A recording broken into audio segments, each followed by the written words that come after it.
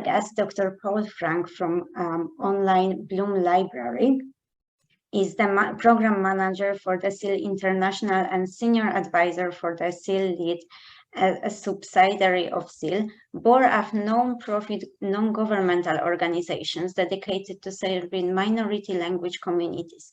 He has a PhD in linguistics and 40 years of experience in applied linguistics research and the management of development programs in minority language communities. Dr. Frank is an expert on international Bloom software, Bloom master training, and an author of Bloom training materials. Bloom is being used around the world to create books in both dominant and non-dominant languages. The online Bloom library contains more than 11,000 books in over 475 languages. So I'm sure most of the languages that we have tonight could be found in the resources of the Bloom library.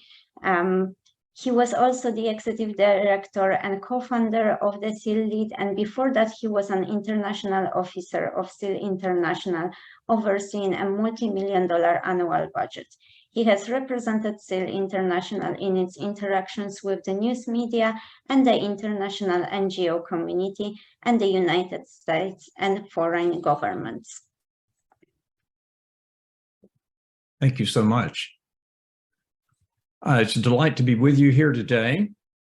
Very good. Well, as I say, it's a delight to be with you today to talk about our Bloom platform, but more than just talk about the platform is to explore how it could be of use in the heritage language community. Now, in preparing my remarks, I did look at your theme for this year about multilingual children in libraries and cultivating reading habits in heritage languages, and saw that during the course of the conference, you will be looking at how to incorporate literature into your program curricula, building libraries, using digital libraries, and getting multilingual children motivated to read.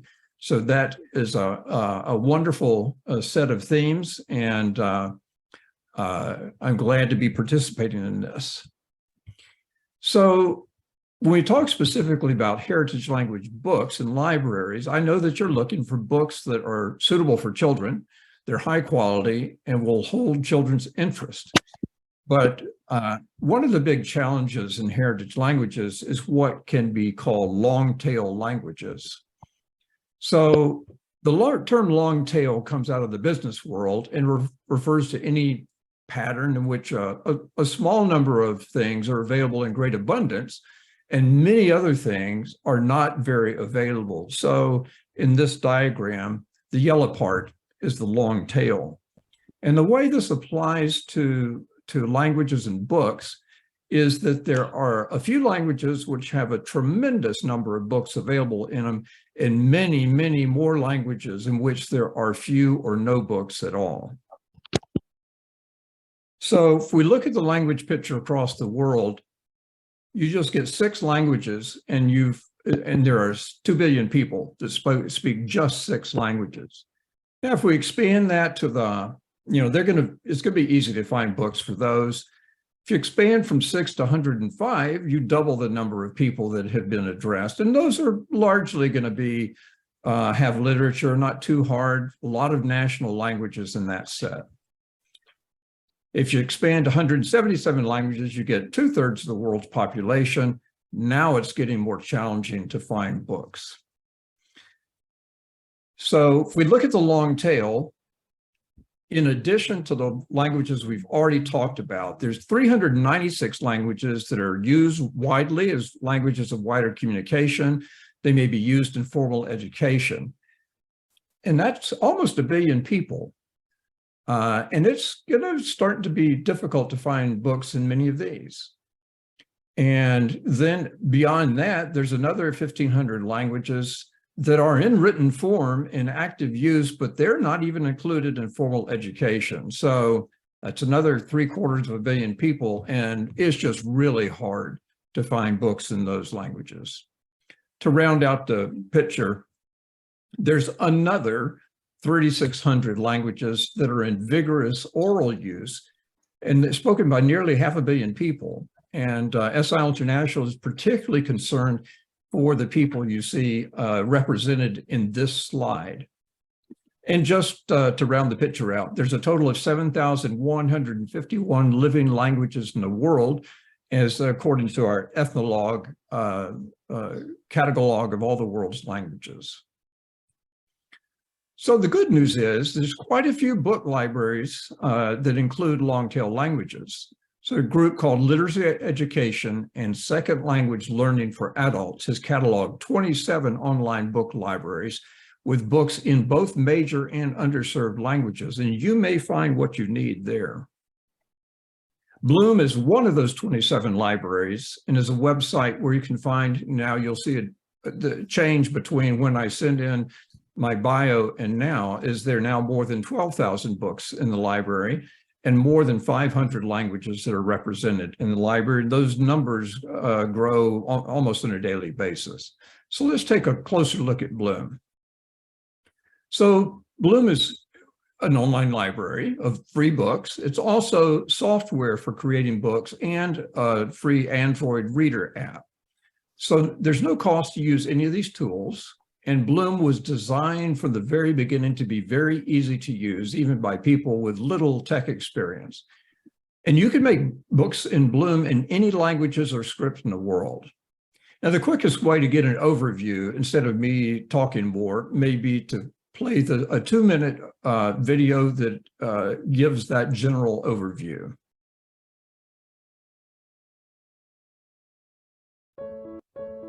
Bloom is free open source software from SIL International. Bloom makes it easy for users with modest computer skills to create simple books in any script and any language. But Bloom has powerful features too. Bloom is especially good for making books for new readers with its unique tools to help you write decodable and leveled text. You can create templates for other content creators to use. You can make bilingual and trilingual books with ease. And Bloom's user interface is currently available in 21 languages. Bloom lets you go beyond print materials. Bloom has built-in tools for adding audio to books to create talking books. You can add alt text and audio descriptions to images for visually impaired readers, and Bloom can check your book for accessibility problems. Sign language users can embed video clips in pages to make sign language books. Bloom makes it easy to print small runs of booklets on a desktop printer. You can also distribute your books as PDFs, EPUBs, or in Bloom's own Bloom Reader format for Android devices. Institutional users can subscribe to Bloom Enterprise, a package of publishing features with additional layout, branding, and publishing options. Best of all, you can share your Bloom books with others through the Bloom Library website. Bloom Library currently has over 11,000 books in nearly 500 languages, all free to be translated and adapted. Bloom is free software for Windows and Linux computers.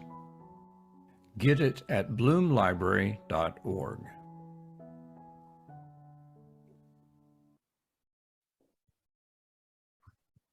Bloom Library does have an extensive coverage of languages, and as far as I know, more languages than any other book platform that I'm aware of. There's at least 10 books in each of 138 languages. And I'll pause a moment. I don't know if that's too small for you to read, but if you want to scan those lists for languages of interest to you, we'll give you a moment to do that.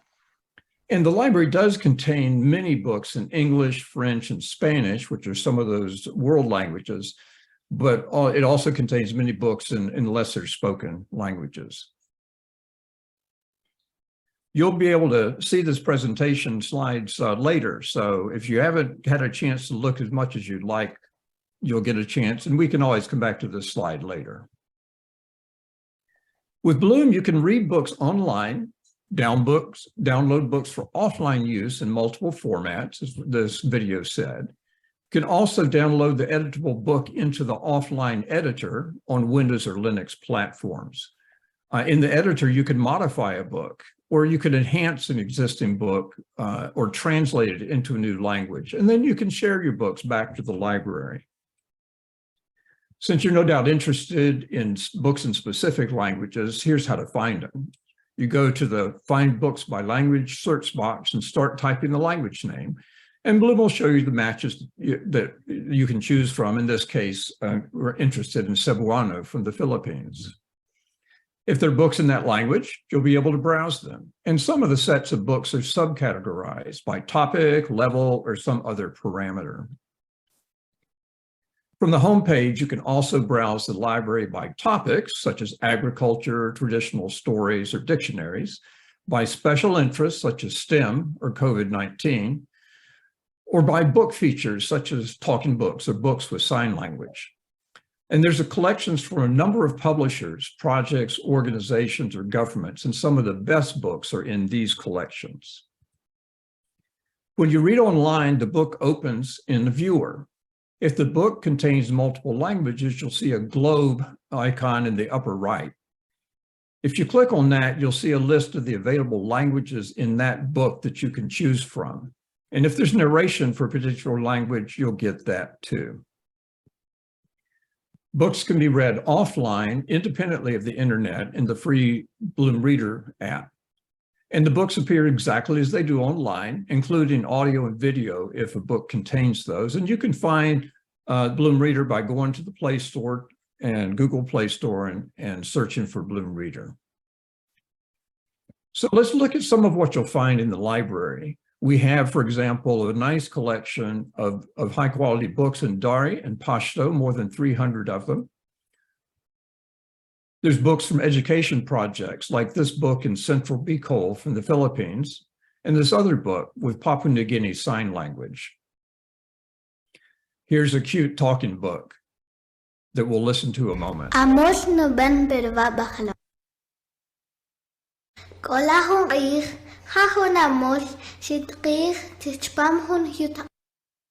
So there's a cute book in Tsutuhil that was written, illustrated, and narrated by some Tsutuhil girls in Guatemala. Then there's books that range from simple word and picture books on one end to talking bilingual dictionaries, and these two are in Mayan languages of Guatemala. If there are already books in the library in the languages you're interested in, you may be good to go, but you also may want to take advantage of the Bloom desktop editor for a number of reasons.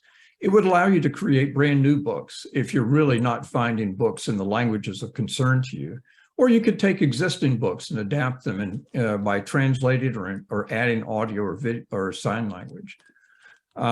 If you can add audio to books, these talking books will be even more valuable, I think, in use in the heritage language situations.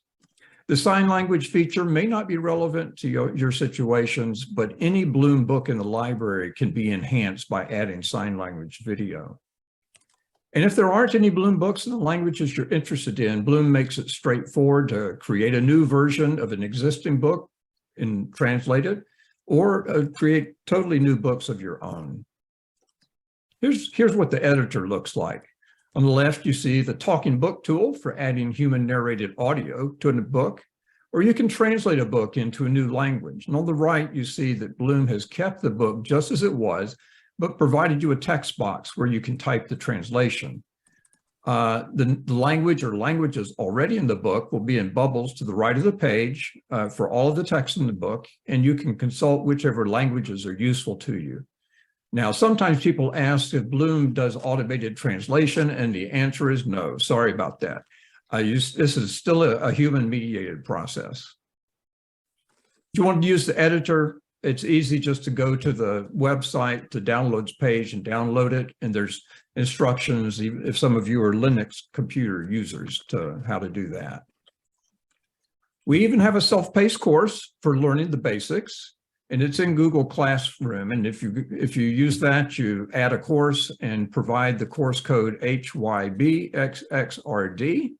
And the course begins with downloading and installing the editor. and learning some of the basic functions. And after a few hours, you will have created your first book in Bloom. And then you can go on from there. So it's really the prepared thoughts I had. Here's my contact information, but I know some people use QR codes. So I went and got some QR codes for those of you who are like those. And again, these will be in the slides that you'll get later. So at this point, I think the remainder of our time can probably be spent in discussion, your questions, finding out about what you all are doing. And I do see there's a couple of questions in the box that I want to go ahead and answer first. iPhone asked, Bloom is only for Windows, will it come for Apple soon? And the answer is, if we could get funding to expand the team and do that, we will. It is true that if you read the books online in a browser, in any type of device, that you'll be able to enjoy the book just as if you had the Bloom Reader app. Now, a more substantive question that was asked is that for many years, the sources all say there are more than 7,000 living languages. So, but we also know that living languages are steadily dying. So how do you reconcile this? David Crystal suggests maybe we should say there's more than 6,000 living languages. So let me explain some about this process. There are people researching languages, and occasionally they'll find this language they thought was one is actually two different varieties that are different enough to warrant having their own language designation. Additionally, there's a lot of work going on around the world to identify sign languages. Sign languages are the most underrepresented category of languages in the world in these catalogs. And as they go to different countries, they're finding out that there are distinct sign languages in many places that haven't previously been documented. So some languages are being added to the catalog, and other languages, when there's documentation that they have gone completely out of use, then we will list those languages as extinct. So I hope that sheds at least some light on why it's still in that 7,000 language range. So some people who speak the rare languages that exist in print, would they typically have access to the internet? Often they won't. And that is one reason why Bloom was designed to work without requiring the internet. So if you can get the app or the editor and on an SD card or some other type of media and be able to install and use those things with no internet connection. And I think one of the strategies, and it is being used in many places now, is to use offline distribution mechanisms to get books to people where there is no internet. They've done some projects, particularly Papua New Guinea, where it did distribute large numbers of SD cards, micro SD cards for use in phones and tablets in locations without internet access. And certainly there's still a place for printed books, and every book in the library has an associated PDF that can be downloaded and printed for the places where really that's the best way. And in fact, we're working in one project in Mali in the Mamara language, where there's so little internet access that we do hope to be able to print a number of books and distribute to children in that community because of lack of internet access. Anna, I know you were going to be doing facilitation. I kind of took over. So let me turn over to you to help guide the remainder of the discussion. You're doing very well. Thank you very much. And I'm queuing here to ask some questions as well. So thank you very much for this wonderful talk and wonderful resource. And I think everyone will be keen to get their fingers on the internet and search through what's available there afterwards. Please do keep adding any questions to the chat, and we still have some time to go through them. My own question would be two questions, really. The first one would be, do you trace in any way, do you make a survey or do any research on how the library is used? Is it more by individual speakers? Is it by community groups like secondary schools or supplementary schools? or in any other way? Is there any insight into that?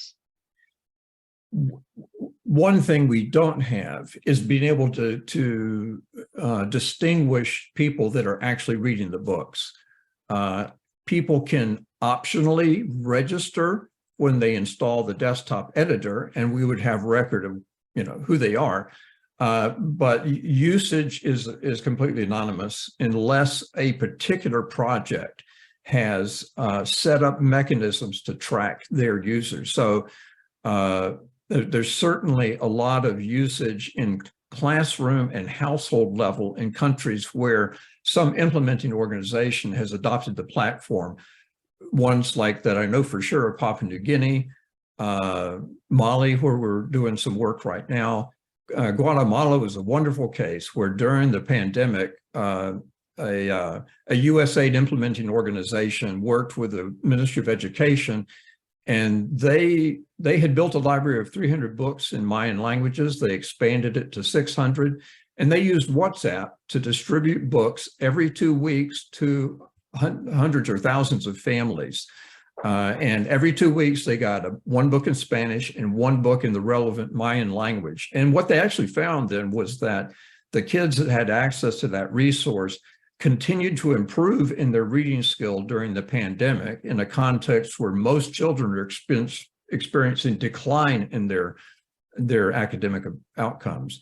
So we can't really distinguish ourselves who's using the books, except to the degree that we know of specific projects that are promoting them. You asked, there's some other aspect to your question. Yes, thank you very much for that. So that is very, yep. I do think of the other aspect.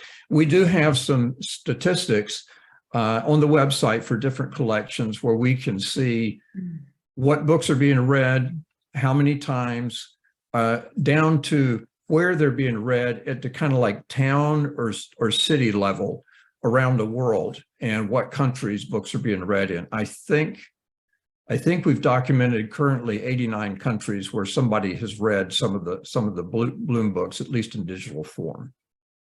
Oh, that's wonderful. And I'm sure that maybe after this event that you will have even more in your statistics. But I'm interested also in asking how it works on the other end, because I can easily imagine that maybe some community groups would be willing to prepare something and then get that uploaded into the Bloom library. So yes. Do you accept any contributions of this kind, and do you have any process in order to get a book admitted?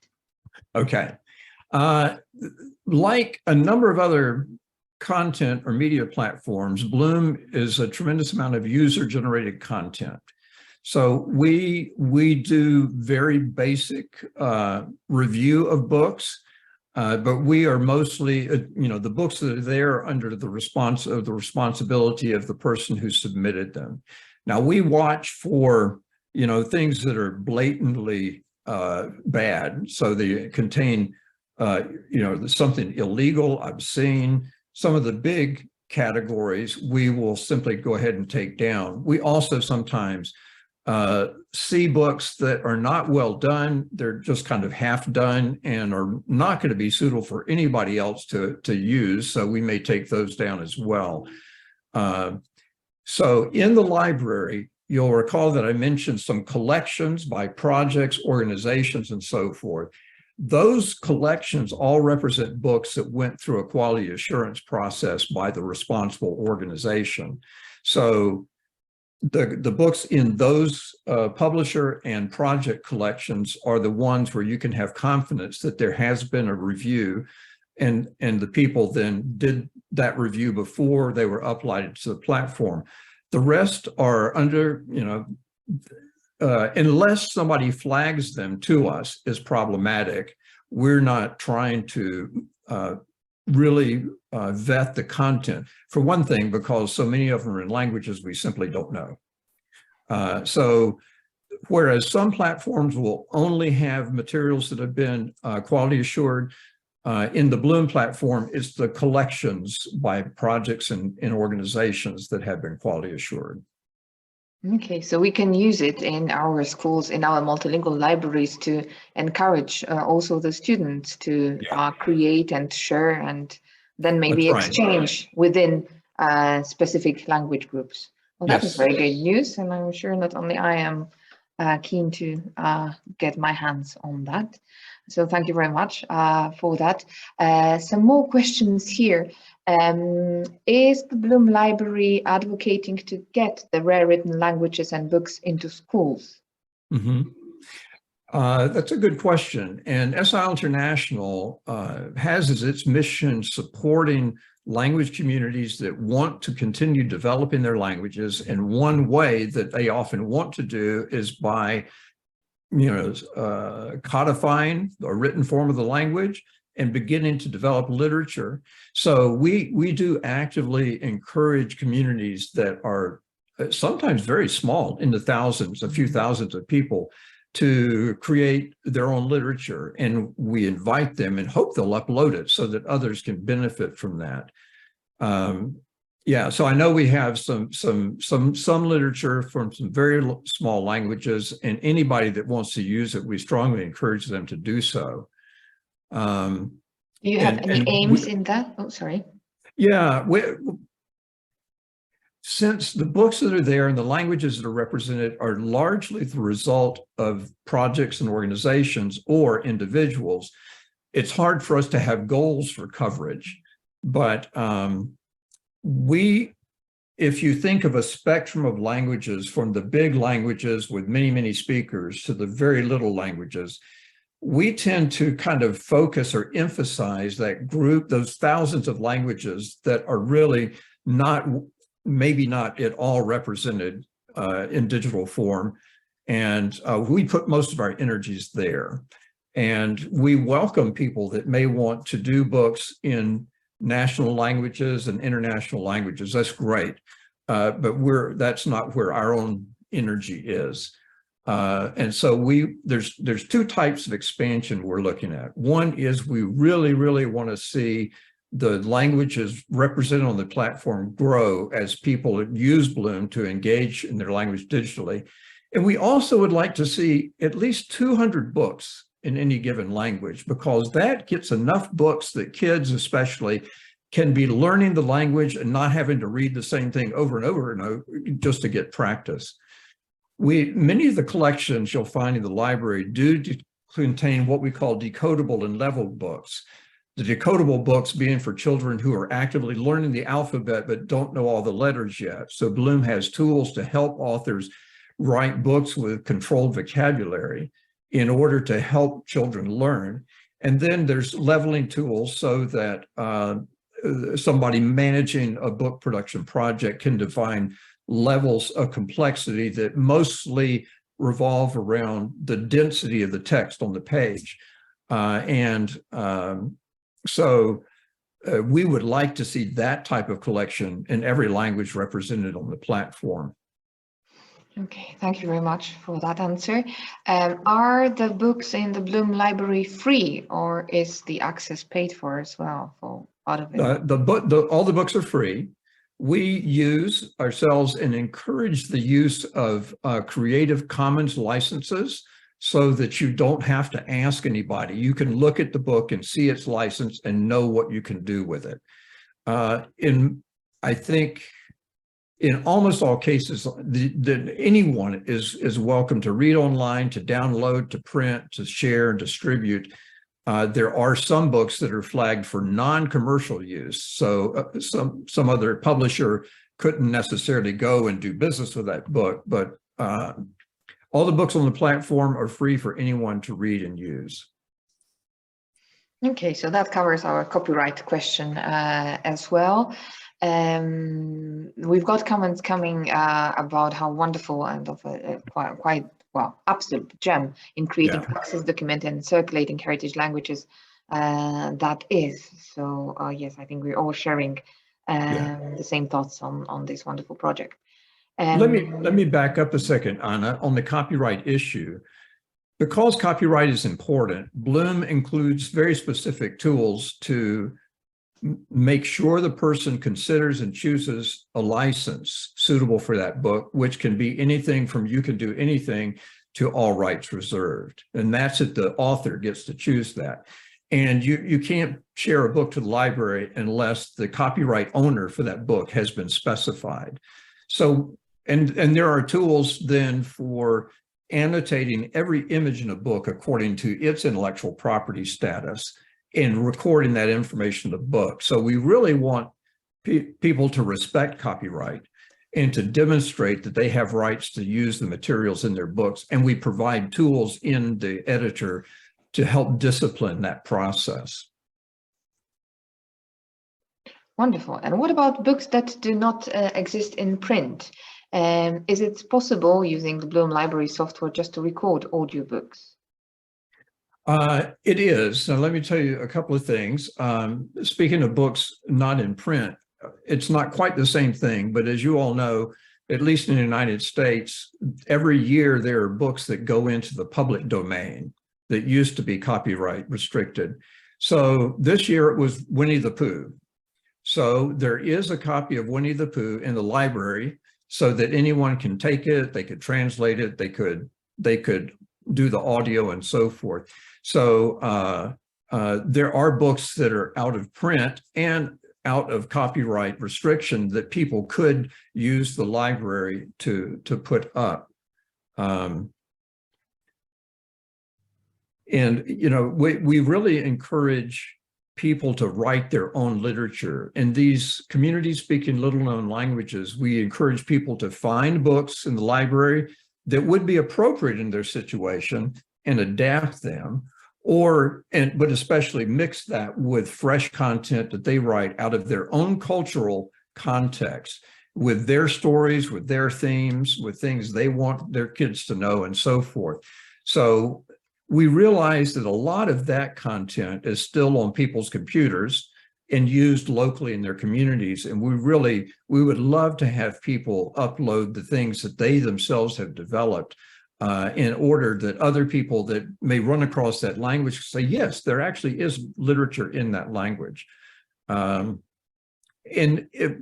also, you will have noted that a single book can contain multiple languages. So we like to see books accumulate multiple languages and be used more in a multilingual fashion or multilingual setting.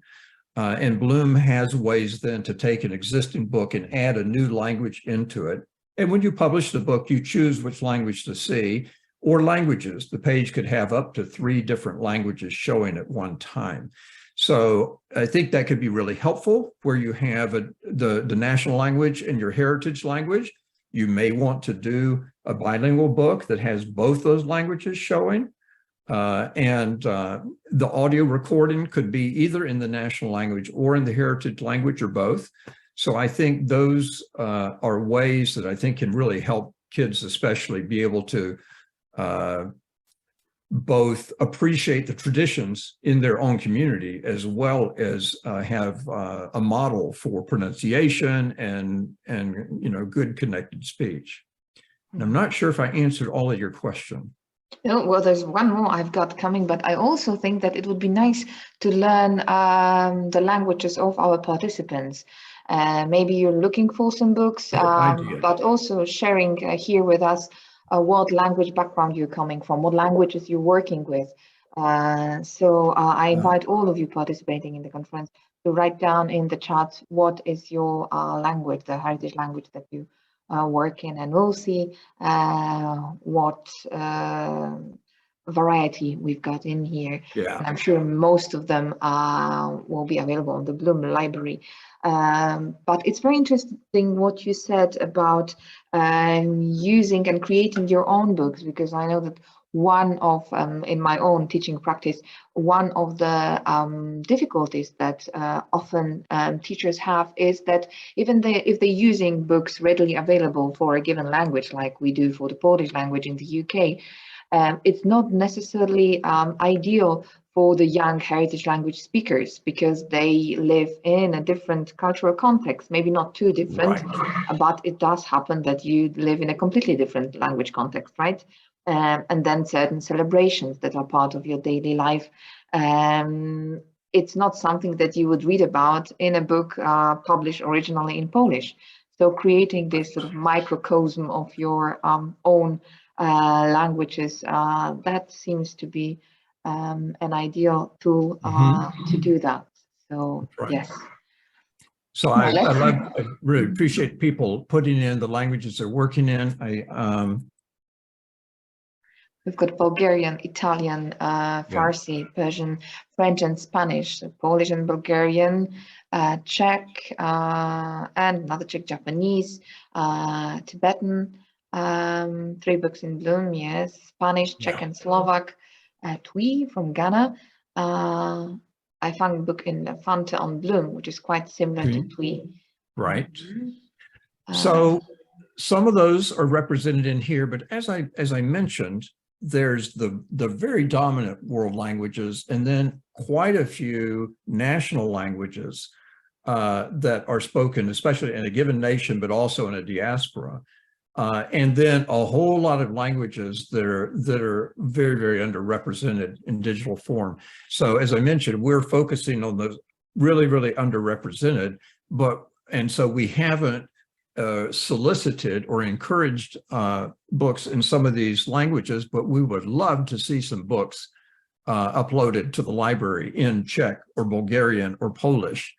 We have the possibility of getting some Ukrainian books, and we have quite a collection in Russian, if that's relevant as a language in parallel with one of the other Eastern European languages. Portuguese, I think we're slim on Portuguese, if I remember correctly. Yeah. Yes, we've got Albanian quite a couple of times as well. Icelandic. Yeah.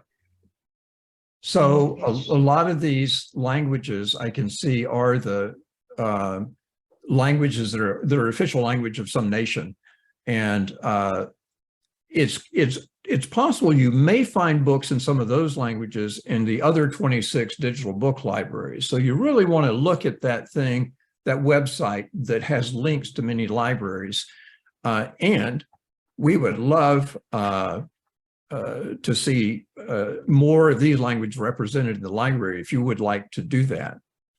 So somebody's noting a good number of Korean books, and a lot of those are ones that somebody has provided, Bible storybooks, I believe, and somebody took the time to do a whole series in Korean, and another number of other languages people did Bible storybooks. You'd have to look at the collection on the library. Nothing in Estonian. I would love to have some of the very popular books like Gruffalo. If somebody knows how to get permission for those to be adapted to little-known languages, please let me know, because I'd love to do that. Yes. Thank you very much for all the information. That was very inspiring, and I think you can expect a lot of traffic from Europe now on your website, and us trying to see what we can do and how we can best use. So thank you very much, and thank you for all the questions.